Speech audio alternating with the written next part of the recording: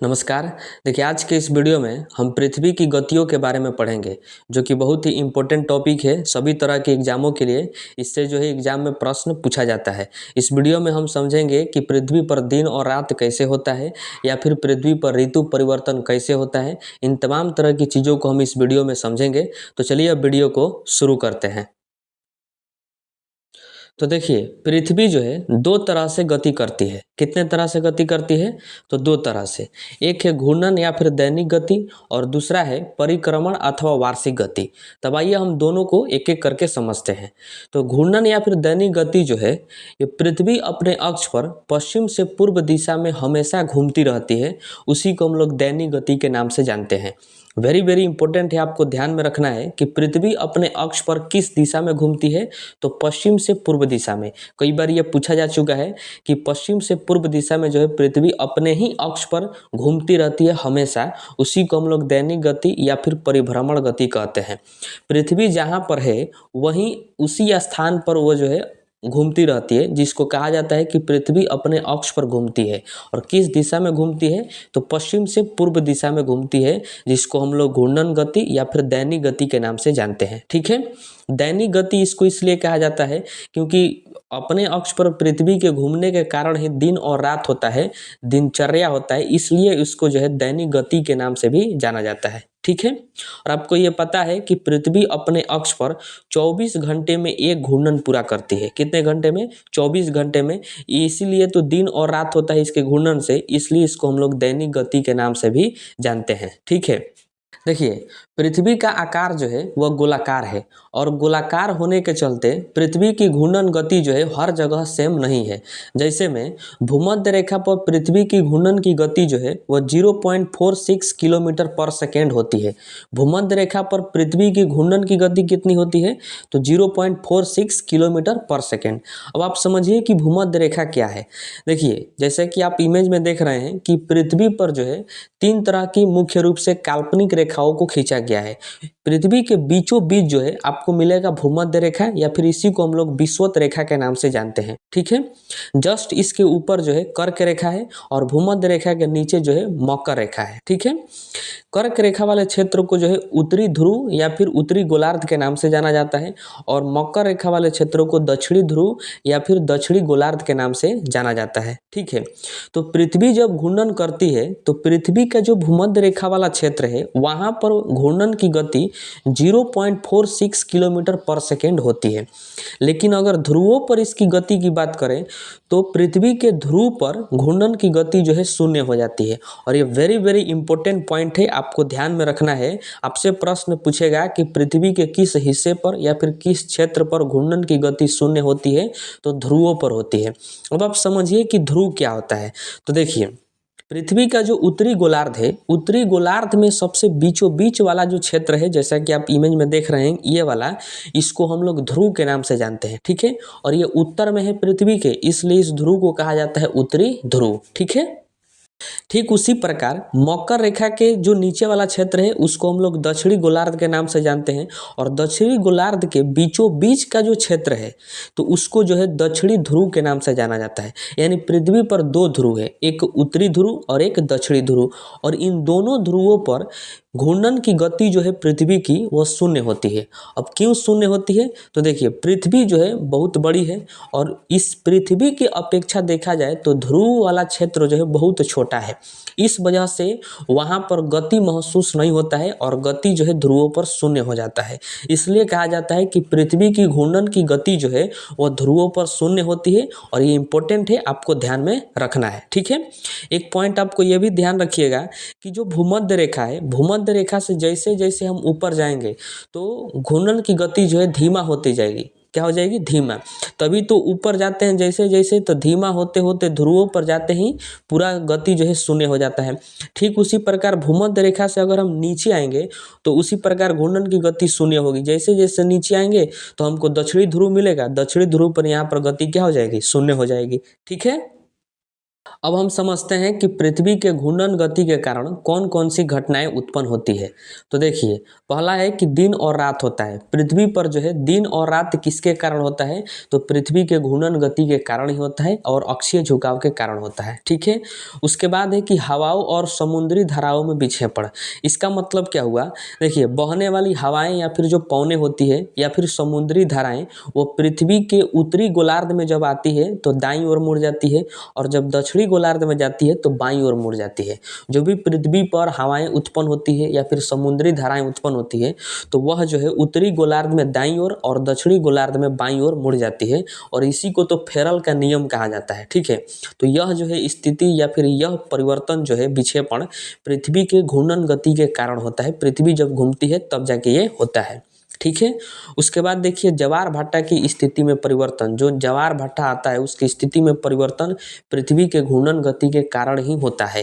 तो ये सभी जो है एग्जाम में पूछा जाता है। इन सभी को आपको ध्यान में रखना है कि पूछेगा कि ध्रुवों का चपटाकार स्वरूप किसके कारण होता है, तो पृथ्वी के घूर्णन गति के कारण होता है। और भूमध्य रेखा का उभार ये जो है पृथ्वी के घूर्णन गति के कारण संभव होता है। ठीक है।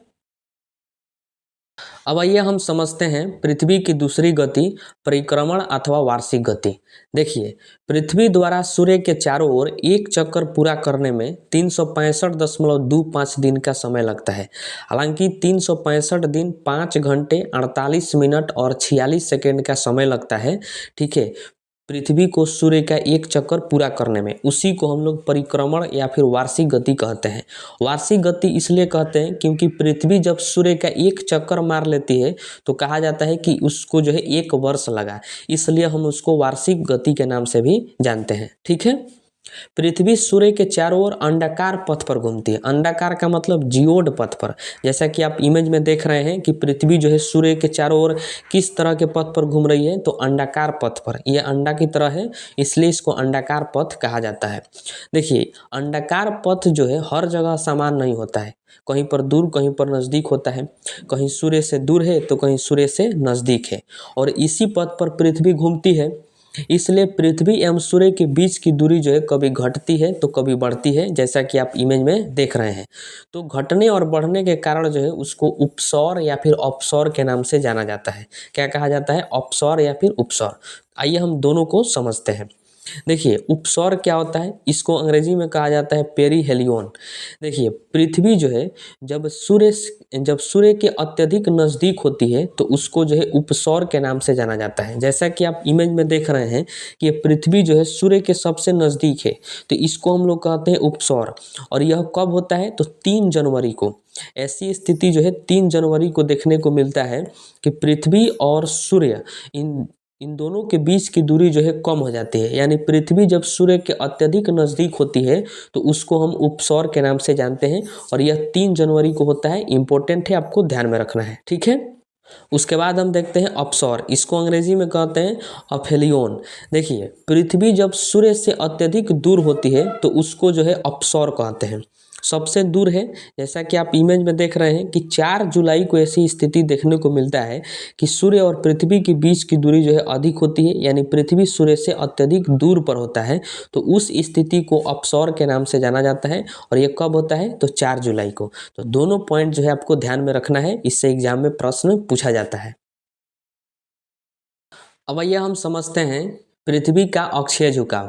देखिए, हमें लगता है कि पृथ्वी की स्थिति जो है कुछ इस प्रकार है कि ऊपर नॉर्थ पोल और नीचे साउथ पोल, जो कि ऐसा बिल्कुल नहीं है। क्योंकि देखिए, पृथ्वी जो है अपने अक्ष पर 23.5 डिग्री झुकी हुई है। ऐसा वैज्ञानिकों का मानना है कि पृथ्वी अपने अक्ष पर झुकी हुई है, और कितना झुकी है, तो 23.5 डिग्री।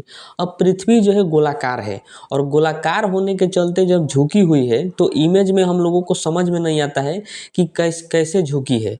इस वजह से जो है इमेज कुछ इस प्रकार बनाया जाता है, जैसे आप इस बगल में देख रहे हैं कि ये जो है जैसे डॉट डॉट लाइन है, और इसको जो है इस प्रकार बनाया जाता है कि नॉर्थ पोल इधर है और साउथ पोल इधर है।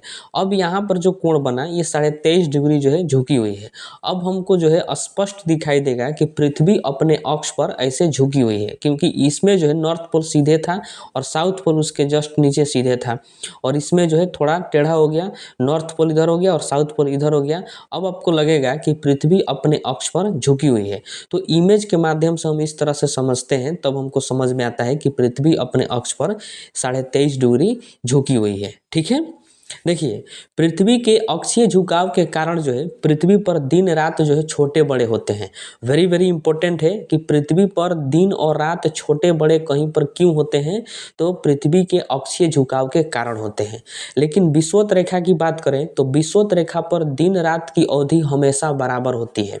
यह भी इम्पोर्टेंट है कि पृथ्वी का अभी आप पढ़ें विषुवत रेखा या फिर भूमध्य रेखा, जहाँ पर जो है दिन रात की अवधि हमेशा बराबर होती है। क्या होती है? बराबर। जितना समय का दिन होगा उतना ही समय का रात होगा। कहाँ पर? तो विषुवत रेखा पर। और इन दोनों स्थिति को हम आगे समझेंगे इसको बढ़िया तरीका से। ठीक है, आपको यह भी पता है कि पृथ्वी अपने अक्ष पर घूर्णन करती है। तो पृथ्वी के अपने अक्ष पर घूमने के कारण पृथ्वी के आधे हिस्से में दिन और आधे हिस्से में रात होता है। तो ये बात जो है सिंपल है समझना इसको। जैसे समझिए कि ये सूर्य है और ये पृथ्वी है। तो पृथ्वी जो है सूर्य के चारों तरफ चक्कर लगाती है और अपने अक्ष पर भी घूमती है। तो जब पृथ्वी अपने अक्ष पर घूमती है तो पृथ्वी का कभी ना कभी आधा हिस्सा जो है वो सूर्य के तरफ रहेगा हमेशा। जो आधा हिस्सा है, एक जो आधा हिस्सा है वो सूर्य के तरफ रहेगा। तो जो पृथ्वी का आधा हिस्सा सूर्य के तरफ रहेगा उस आधे हिस्से में क्या होगा? दिन। दिन यानी वहाँ पर होगी गर्मी। ठीक है, और जस्ट उसके बाद वाला जो हिस्सा है उधर क्या हो जाएगा? रात, क्योंकि वहाँ पर तो प्रकाश पहुँच नहीं रहा है सूर्य का प्रकाश। तो इसीलिए कहा जाता है कि पृथ्वी जो है अपने अक्ष पर घूमती है। इस वजह से पृथ्वी के आधे हिस्से में दिन और आधे हिस्से में रात होता है, क्योंकि पृथ्वी का जो आधा हिस्सा सूर्य के तरफ रहेगा वहाँ पर दिन होगा और उसके बाद वाला जो हिस्सा है वहाँ पर क्या हो जाएगा? रात, क्योंकि वहाँ पर प्रकाश जो है नहीं पहुँच रहा है। ठीक है, तो ये घूर्णन के कारण होता है, अपने अक्ष पर यह घूमती है, इस वजह से आधे हिस्से में दिन और आधे हिस्से में रात होता है। आपको यह भी समझना जरूरी है कि पृथ्वी अगर घूमना बंद कर दे तो क्या होगा। तो देखिए सिंपल सा लॉजिक है कि पृथ्वी अगर घूमना बंद कर दे तो एक हिस्सा में हमेशा दिन रहेगा और एक हिस्सा में हमेशा रात रहेगा, क्योंकि पृथ्वी का जो हिस्सा सूर्य के तरफ है वहाँ पर तो दिन रहेगा और उसके बाद वाला हिस्सा में रात रहेगा, और उस पर भी पृथ्वी घूमना बंद कर दे तो हमेशा जो है आधा हिस्सा सूर्य के तरफ ही रह जाएगा जो है, और उसके बाद वाला हिस्सा सूर्य के अपोजिट रह जाएगा, यानी सूर्य के पीछे रह जाएगा, जिस वजह से उधर हमेशा रात रहेगा और जो हिस्सा सूर्य के तरफ है उधर हमेशा क्या रहेगा? दिन रहेगा। तो ये सिंपल है। जैसे देखिए कि पृथ्वी का जो ध्रुव वाला क्षेत्र है वहाँ पर 6 महीना दिन होता है और 6 महीना रात होता है। ध्रुव आप जाने हैं कि ध्रुव का कौन सा है, तो ध्रुव वाला जो पृथ्वी का क्षेत्र है वहाँ पर 6 महीना दिन होता है और 6 महीना रात होता है। इसको हम आगे समझेंगे कि ऐसी कैसे होता है। अब आइए हम समझते हैं कि पृथ्वी पर ऋतु परिवर्तन कैसे होता है, और इसी में आपका जो है सभी डाउट क्लियर हो जाएगा। तो देखिए पृथ्वी पर ऋतु परिवर्तन का कारण परिक्रमण एवं पृथ्वी का अक्षीय झुकाव है। देखिए पृथ्वी अपने अक्ष पर झुकी हुई है, इस वजह से पृथ्वी पर ऋतु परिवर्तन होता है। और उसके परिक्रमण, पृथ्वी के परिक्रमण यानी पृथ्वी जो है सूर्य के चारों तरफ घूमती है, इसके कारण भी ऋतु परिवर्तन होता है। तो ये दो कारण है जिससे पृथ्वी पर ऋतु परिवर्तन होता है, यानी सर्दी गर्मी आता है। ठीक है, तो इसको ध्यान रखिएगा, इससे एग्जाम में प्रश्न पूछा जाता है। देखिए पृथ्वी सूर्य के चारों ओर घूमती है और आपको पता है कि पृथ्वी जो है 12 महीने में सूर्य का एक चक्कर पूरा करती है। उसी को एक साल यानी 365 दिन में एक चक्कर पूरा करती है। तो पृथ्वी पर ऋतु परिवर्तन को जानने के लिए पृथ्वी के 4 स्थिति का आकलन किया जाता है। जैसे कि आप इमेज में देख रहे हैं कि पृथ्वी के 4 स्थिति का आकलन किया गया है और यह जो है 3-3 महीना के अंतराल पर होता है। ठीक है, जैसे इस इमेज में आप समझ सकते हैं कि बीच में क्या है? सूर्य है और पृथ्वी जो है इसके चारों तरफ घूम रही है। तो ये जो है दिसंबर का स्थिति है पृथ्वी का। दिसंबर के 3 महीना बाद जनवरी, फरवरी, फिर मार्च में ये स्थिति है। मार्च के 3 महीना बाद देखिए अप्रैल, मई, उसके बाद ये जून का स्थिति है। उसी प्रकार जुलाई, अगस्त और ये सितंबर। तो ये पृथ्वी की 4 स्थिति का आकलन किया जाता है ऋतु परिवर्तन को समझने के कि पृथ्वी पर सर्दी और गर्मी कैसे पड़ता है। ठीक है, थोड़ा सा इसमें समझिए आप पहले। देखिए जब पृथ्वी का उत्तरी गोलार्ध सूर्य की ओर झुका रहता है तो सूर्य की किरणें उत्तरी गोलार्ध में सीधे पड़ती है। जाहिर सी बात है कि पृथ्वी का जो हिस्सा सूर्य के तरफ होगा उस हिस्से में गर्मी होगी। जैसे मैं मान लीजिए कि पृथ्वी का उत्तरी गोलार्ध जो है सूर्य की तरफ है, तो पृथ्वी के उत्तरी गोलार्ध में क्या पड़ेगा, सूर्य की किरणें लंबवत पड़ेगी, जिस वजह से उत्तरी गोलार्ध में गर्मी होगा, तो इसको हम लोग कहेंगे कि ग्रीष्म ऋतु आ गया। और जस्ट जो दक्षिणी गोलार्ध है, दक्षिणी गोलार्ध पर तो सूर्य की किरणें नहीं पड़ेगी, वहाँ पर सूर्य की किरणें पड़ेगी भी तो थोड़ा बहुत तिरछी पड़ेगी, जिस वजह से हम कह सकते हैं कि दक्षिणी गोलार्ध में क्या है, शीत ऋतु है, यानी वहाँ पर ठंडी पड़ रही है। ठीक है, तो जो हिस्सा पृथ्वी का सूर्य के तरफ होता है उधर गर्मी यानी ग्रीष्म ऋतु, और जस्ट उसके बाद वाला जो उसके पीछे वाला हिस्सा हो जाएगा उधर हो जाएगा शीत ऋतु यानी ठंडी पड़ेगा। ठीक है, तो ये आप ओवरऑल में समझ गए। अब आइए हम एक एक स्थिति को समझते हैं और उसको बढ़िया से पढ़ते हैं। देखिए, दिसंबर के महीना में पृथ्वी का दक्षिणी गोलार्ध सूर्य के तरफ होता है। तो जरा अपने से सोचिए कि जब दिसंबर के महीना में पृथ्वी का दक्षिणी गोलार्ध जो है सूर्य के तरफ है, जैसा कि आप इमेज में देख रहे हैं, तो इसका मतलब हुआ कि सूर्य की जो लंबवत किरणें हैं वह दक्षिणी गोलार्ध पर लंबवत पड़ेगी, और दक्षिणी गोलार्ध में कौन है, तो मकर रेखा है। तो इस वजह से कहा जाता है कि दिसंबर के महीना में सूर्य की जो लंबवत किरणें हैं वह मकर रेखा पर लंबवत पड़ती है। ठीक है, पृथ्वी के मकर रेखा पर क्या पड़ती है, लंबवत पड़ती है। ये वेरी वेरी इंपॉर्टेंट है। ठीक है, इस वजह से 22 दिसंबर को दक्षिणी गोलार्ध में सबसे बड़ा दिन होता है। वेरी वेरी इंपॉर्टेंट है। आप यदि आपसे प्रश्न पूछे कि दक्षिणी गोलार्ध में सबसे बड़ा दिन कब होता है, तो 22 दिसंबर को होता है, क्योंकि 22 दिसंबर को सूर्य की जो लंबवत किरणें हैं वह दक्षिणी गोलार्ध के मकर रेखा पर लंबवत पड़ती है। ठीक है, क्यों पड़ती है, क्योंकि पृथ्वी का जो दक्षिणी गोलार्ध है वह सूर्य की तरफ झुका रहता है, इस वजह से। ठीक है, हम ये भी कह सकते हैं कि दक्षिणी गोलार्ध में दिसंबर के महीना में ग्रीष्म ऋतु होता है। ग्रीष्म ऋतु का मतलब गर्मी, क्योंकि जो सूर्य की लंबवत किरणें हैं वह दक्षिणी गोलार्ध पर लंबवत पड़ती है दिसंबर के महीना में। ठीक है, वही अगर उत्तरी गोलार्ध की बात करें तो उत्तरी गोलार्ध में शीत ऋतु होता है। क्यों शीत ऋतु होता है, क्योंकि पृथ्वी का दक्षिणी गोलार्ध का जो हिस्सा है वो सूर्य की तरफ है, तो जो उत्तरी गोलार्ध है वो सूर्य के बाद है, मतलब वो सूर्य की तरफ नहीं है। इस वजह से उत्तरी गोलार्ध में जो है ठंडी पड़ती है। तो हम कह सकते हैं कि उत्तरी गोलार्ध में दिसंबर के महीना में शीत ऋतु होता है और दक्षिणी गोलार्ध में ग्रीष्म ऋतु होता है। ठीक है, तो ये आपको ध्यान में रखना है, और ये आपको वेरी वेरी इंपॉर्टेंट है। यह याद रखिएगा कि 22 दिसंबर को दक्षिणी गोलार्ध का सबसे बड़ा दिन होता है। उसके बाद देखिए कि मार्च के महीना में भी पृथ्वी का दक्षिणी गोलार्ध सूर्य के तरफ होता है। दिसंबर से पृथ्वी जो है चक्कर लगाती हुई कहाँ पे आ गई, मार्च के महीना में। तो मार्च के महीना में भी जो पृथ्वी का दक्षिणी गोलार्ध है वह सूर्य के तरफ होता है, लेकिन इस बार सूर्य की जो लंबवत किरणें हैं वह भूमध्य रेखा पर लंबवत पड़ती है, क्योंकि पृथ्वी जो है थोड़ा बोरा टेढ़ी हो जाती है। इस वजह से सूर्य की जो लंबवत किरणें हैं वह पृथ्वी के भूमध्य रेखा पर पड़ता है। देखिए, भूमध्य रेखा जो है उसी को हम लोग विषुवत रेखा के नाम से जानते हैं।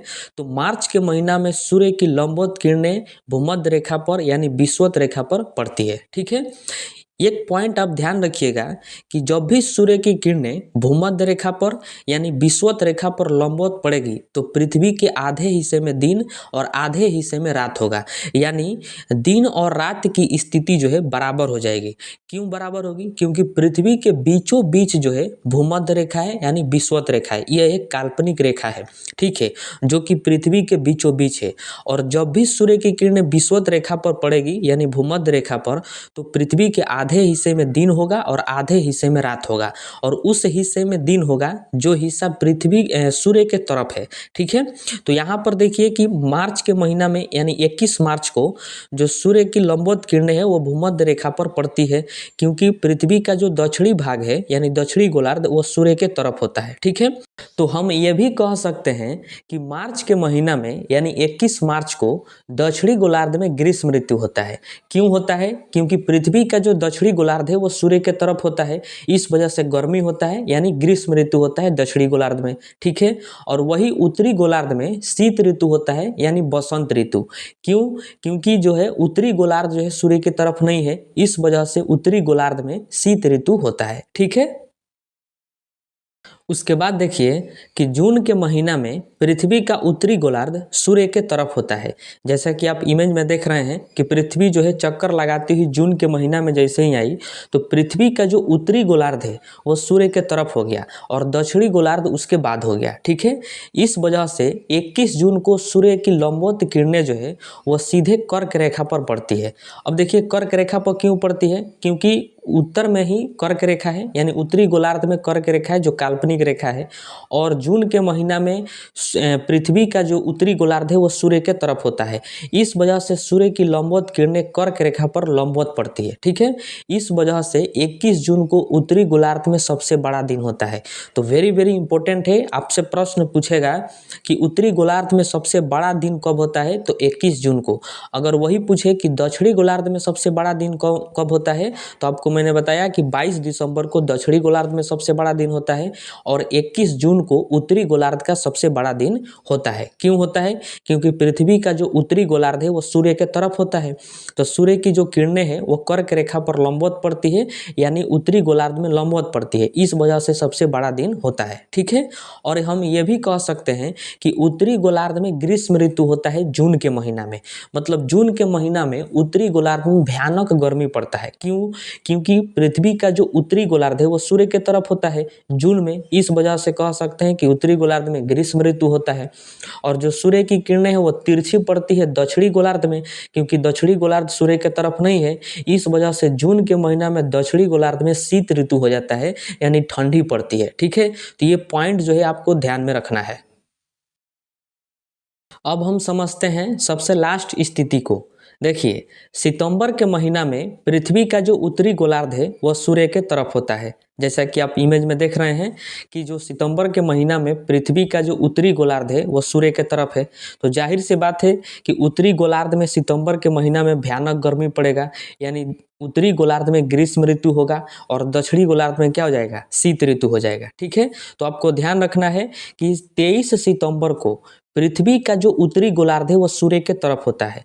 इस वजह से जो सूर्य की लंबवत किरणें हैं वो भूमध्य रेखा पर लंबवत पड़ती है। ठीक है, क्यों भूमध्य रेखा पर लंबवत पड़ती है, क्योंकि पृथ्वी जो है थोड़ी टेढ़ी है और जो है पृथ्वी का उत्तरी भाग जो है सूर्य के तरफ झुका है। ठीक है, इस वजह से सूर्य की जो लंबवत किरणें हैं सितंबर के महीना में भूमध्य रेखा पर लंबवत पड़ती है। और आपको ये पता है कि जब भी सूर्य की किरणें भूमध्य रेखा पर पड़ेगी तो पृथ्वी के आधे हिस्से में दिन और आधे हिस्से में रात होगा, यानी आधे हिस्से में गर्मी पड़ेगी और आधे हिस्से में ठंडी पड़ेगी। ठीक है, तो जो उत्तरी गोलार्ध जो है सूर्य के तरफ झुका है 23 सितंबर को, यानी सितंबर के महीना में, तो उत्तरी गोलार्ध में ग्रीष्म ऋतु हो जाएगा और दक्षिणी गोलार्ध में शीत ऋतु हो जाएगा।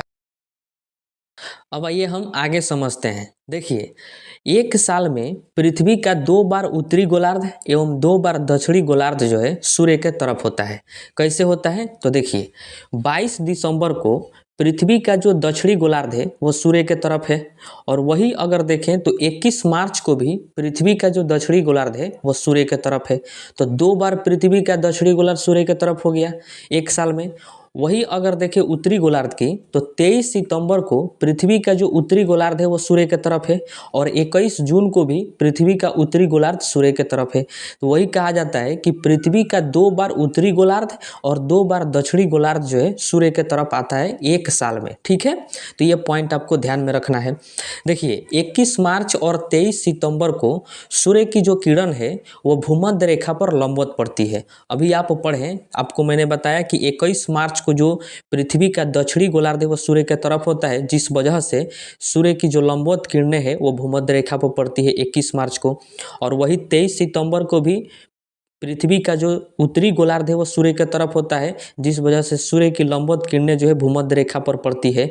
तो आपको ध्यान रखना है कि 21 मार्च और 23 सितंबर ये दोनों डेट ऐसे हैं जिसमें जो है भूमध्य रेखा पर सूर्य की किरणें लंबवत पड़ती है, और लंबवत पड़ने के कारण पृथ्वी के आधे हिस्से में दिन और आधे हिस्से में रात होता है, यानी दिन और रात की अवधि बराबर होती है। ठीक है, तो आपसे प्रश्न पूछेगा कि किस किस तारीख को पूरे पृथ्वी पर दिन और रात की अवधि बराबर होती है, तो 21 मार्च और 23 सितंबर को, क्योंकि सूर्य की किरणें भूमध्य रेखा पर उस दिन लंबवत पड़ती है इस वजह से। ठीक है। देखिए, पृथ्वी का ध्रुव एक ऐसा क्षेत्र है जहाँ पर 6 महीना दिन होता है और 6 महीना रात होता है।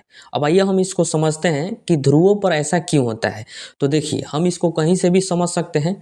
यहाँ पर देखिए कि जून के महीना में पृथ्वी का जो उत्तरी ध्रुव है वो सूर्य के तरफ है, यानी उत्तरी गोलार्ध कहाँ है? सूर्य के तरफ है। उत्तरी गोलार्ध में ही क्या है? उत्तरी ध्रुव है। हम पहले ही बता चुके हैं कि ध्रुव कौन सा है। तो जून के महीना में पृथ्वी का जो उत्तरी गोलार्ध है वो सूर्य के तरफ है। इसका मतलब हुआ कि उत्तरी ध्रुव पर जून के महीना में क्या रहेगा? दिन रहेगा। और जो दक्षिणी गोलार्ध है वहाँ पर क्या हो जाएगा? रात हो जाएगा। ठीक है। अब जून के बाद जो है 3 महीना के बाद पृथ्वी आएगी सितंबर में यहाँ पर। ठीक है। 3 महीना के बाद पृथ्वी आएगी सितंबर में यहाँ पर। तो जरा यहाँ पर ध्यान से सोचिए कि जून के महीना में भी पृथ्वी का उत्तरी गोलार्ध सूर्य के तरफ था और सितंबर में भी पृथ्वी का जो उत्तरी गोलार्ध है वो सूर्य के तरफ ही है। मतलब 3 महीना तक, यहाँ जून से लेके सितंबर तक जो है पृथ्वी का उत्तरी गोलार्ध सूर्य के तरफ है। इसका मतलब अभी भी उत्तरी गोलार्ध में, यानी उत्तरी गोलार्ध के उत्तरी ध्रुव पर दिन है और दक्षिणी ध्रुव पर क्या है? रात है। ठीक है। अब और 3 महीना आगे बढ़िए, सितंबर के बाद दिसंबर तक जाइए। दिसंबर तक हम जैसे जाते हैं तब जाके पृथ्वी का जो दक्षिणी गोलार्ध है वो सूर्य के तरफ आता है। दक्षिणी गोलार्ध दिसंबर में कहाँ हो जाता है? सूर्य के तरफ होता है। तब जाके दक्षिणी ध्रुव में दिन होता है और उत्तरी ध्रुव में रात होता है।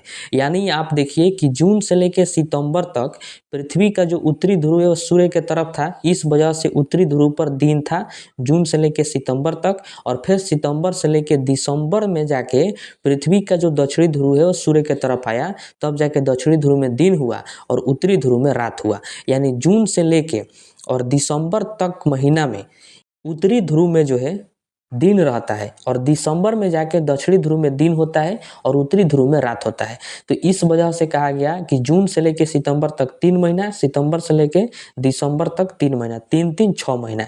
इस वजह से कहा जाता है कि जो पृथ्वी का ध्रुव है वहाँ पर 6 महीना दिन और 6 महीना रात होता है। ठीक है।